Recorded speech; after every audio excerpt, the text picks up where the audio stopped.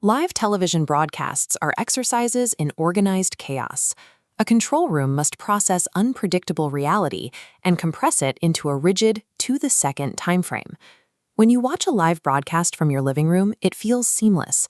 The host banters, the news flows, and the transitions feel natural. But that ease is a manufactured illusion, hiding strict mathematical boundaries. Every page of a live TV script serves as an operational schematic for a massive technical apparatus. This diagram illustrates the two major failure states of any live broadcast. On one path, you have a sudden drop-off, dead air. On the other, the timeline extends past the hard red boundary, resulting in an overrun that cuts into the network's next program. The script is the specific navigation path that threads the needle between these two failures, ensuring the broadcast starts and ends exactly when the network computer demands it. Every word on the page serves as a trigger for the entire production ecosystem. It tells the floor managers where to stand, signals the technical staff to cue graphics, and gives the director the exact timing for camera cuts.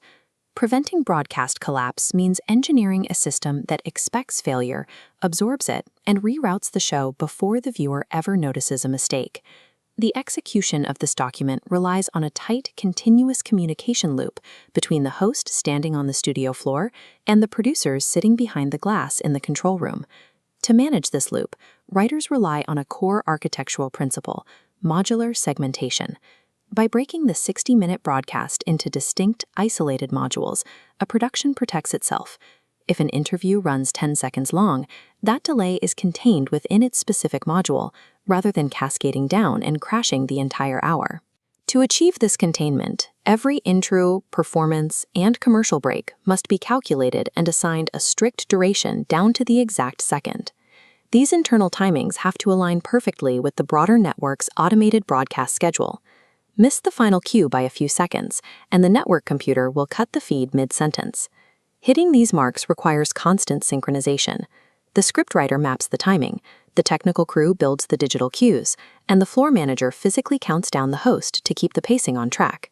A live script is ultimately a timeline. The words spoken are secondary to the exact moments those words begin and end. To see how this timing translates into production tasks, we can look at the architecture of a standard morning show. This timeline represents a single broadcast hour, divided into 3 blocks: news update, fitness corner, and celebrity interview.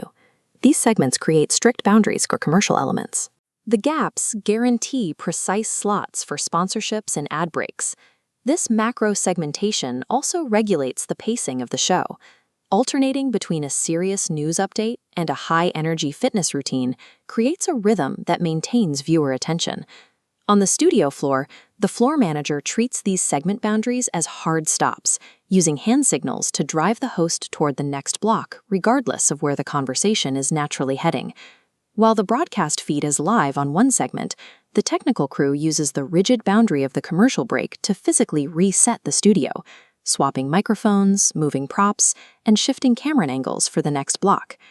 By enforcing these strict boundaries, macro segmentation takes a daunting, continuous hour of live television and slices it into a series of predictable, manageable sprints. If we zoom in from the macro timeline to the internal mechanics of a single block, like the celebrity interview, we find a different set of controls. The segment begins with an opening monologue. It sets the tone and introduces the guest, and while it is entirely scripted, it is written to be delivered casually to simulate a spontaneous thought.